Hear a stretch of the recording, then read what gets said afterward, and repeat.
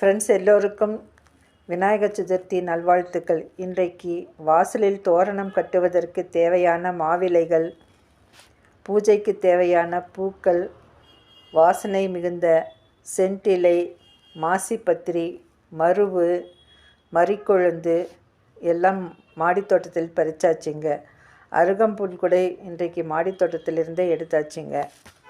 இந்த தடவை விநாயகர் சதுர்த்திக்கு மாடித்தோட்டத்தில் இத்தனை வகை வாசனை இலைகளும் வெரைட்டி பூக்களும் பறித்தது மனதிற்கு நிறைவாக இருந்ததுங்க.